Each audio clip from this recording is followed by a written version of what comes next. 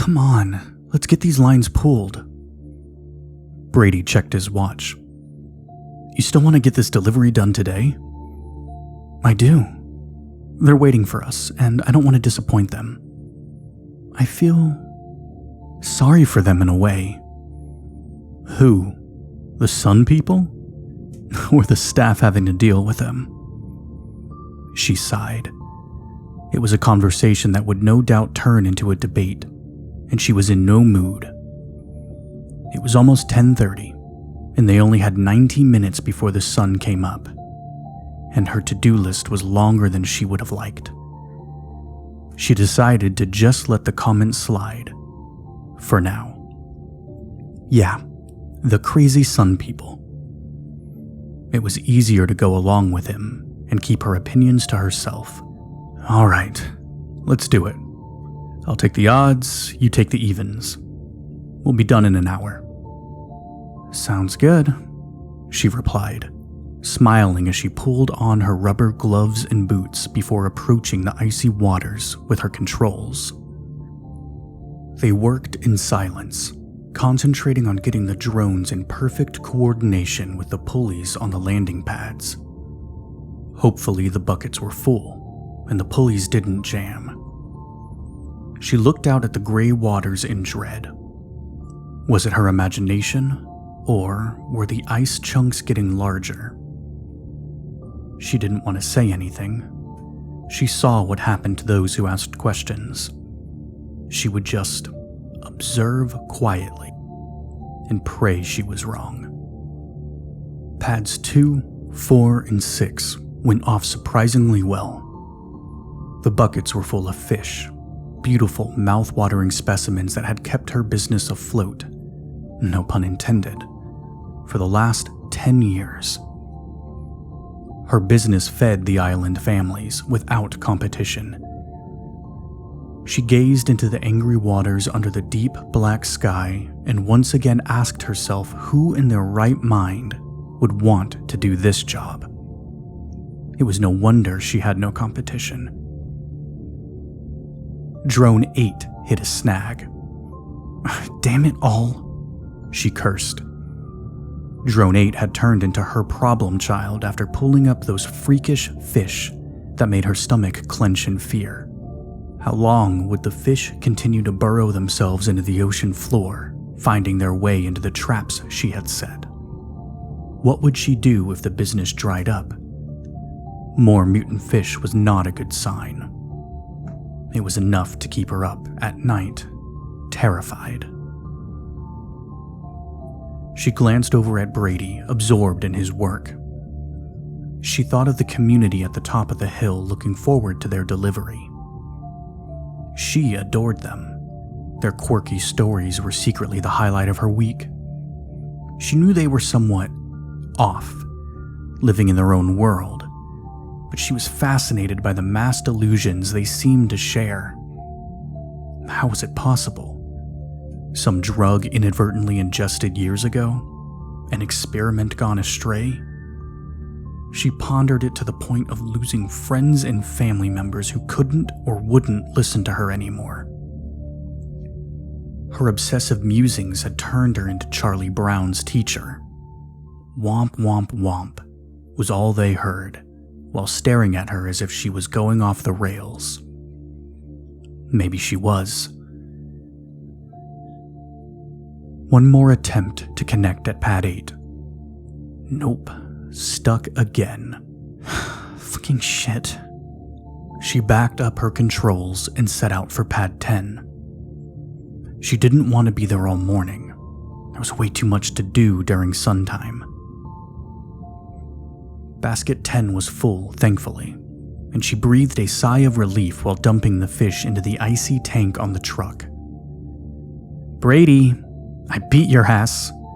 Come on, dude, shake a leg. She didn't have to tell him she skipped an entire pad. What he didn't know wouldn't hurt him. Her nagging feeling was that it was not a failure of her equipment, but rather another mutation of the fish. That kind of bad news could wait. Brady looked at her with surprise, then looked up to the sky, seeing the first streaks of light appear. Want to grab lunch? He asked her. No thanks. Drop me off at home. My greenhouse desperately needs sun time today. Pick me up at 2? Sure thing, boss. They got into the cab of the truck, hearing the sloshing coming from the tank in the back. Was it her imagination? Or was there more ice in that water than usual? She shuddered.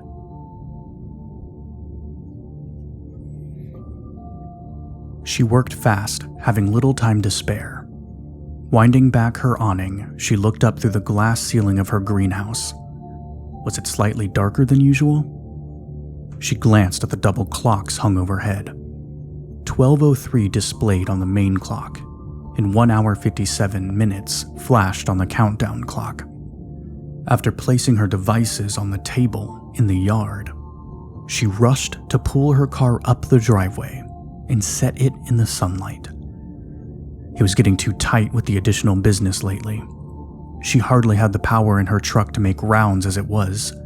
How was she going to manage the additional workload? Something was going to have to give. Her thoughts returned to the moon panels she had been researching. They were exorbitantly expensive, but with the new business, maybe she could afford them. As she switched on the irrigation and checked the vegetables, her mind worked on the problem, doing the math over and over again, trying to find an equation that would work. Adding the salads to the seafood would increase her income tremendously, but could she handle the extra work? Hiring additional staff would solve that, but the greenhouse was on her private property. Did she want to open her doors to workers? Relocating her indoor garden was out of the question, and relocating her personal living space was not something she wanted to consider either. Making her way around the tight space, she noticed the overflow of tomatoes in the corner, which was not surprising, as that area received the most direct sunlight. The lamps helped, of course, as they were the main source of light, but the proof was in the pudding, so to speak. The actual sun was not easily replaced artificially. Checking the overhead clocks again, she read 12:47 and 1 hour 13 minutes. The residents at the hilltop were expecting her at 2:30, allowing them 30 minutes to make the drive if Brady picked her up exactly at sundown. She made an executive decision. Grabbing a basket, she quickly picked the best tomatoes. If approved, she could easily add a collection to the greens she already delivered and put that money aside for the panels. The math could actually work. The hilltop residents fascinated her to no end. Despite being centenarians, they were surprisingly healthy, their cheeks always full of color, their dispositions upbeat.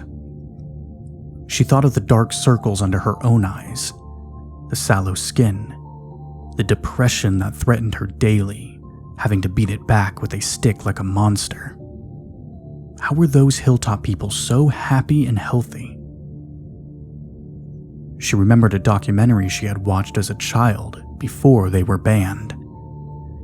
Random senior citizens from around the world were seated in nondescript rooms to be interviewed. All asked the same questions. All responded with the same answers. It was not possible. Did she imagine that study? There was no trace of it anywhere except her fading memory. Had they all dreamed the same dream? Visited by aliens? Maybe programmed somehow? The first set of bells chimed, alerting her to the fact that it was 1 o'clock and halfway through sunlight.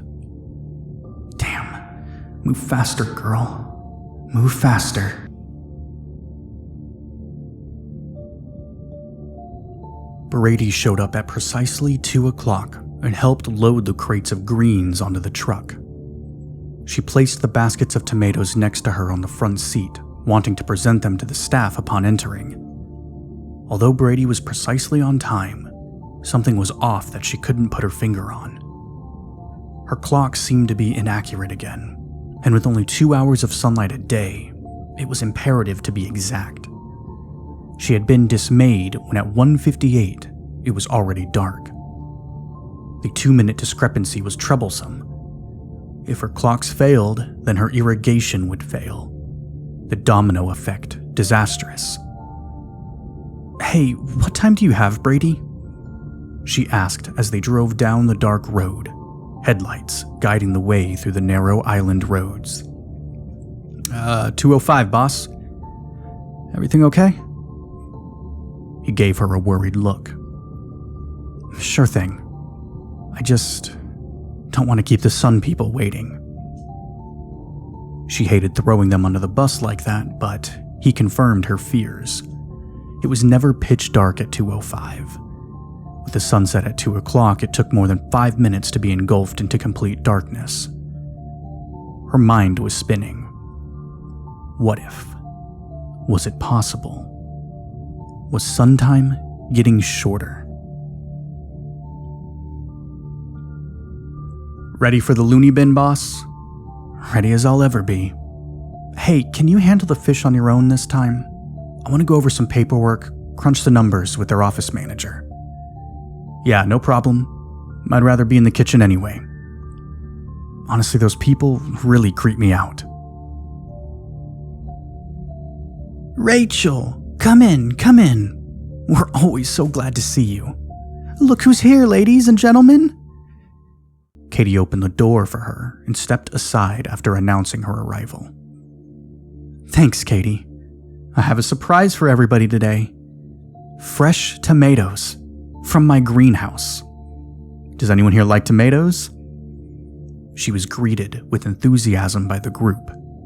They ran over to see the crop, marveling at the redness, the perfect ripeness. It had been years since anything new had been added to their diet, as only a limited selection of businesses agreed to delivery. "Would you like to see my painting, Miss Rachel?" Millie asked, her eyes glowing with excitement. "You can have it as my thank you gift for the tomatoes." "I would love to see your artwork. Please show me."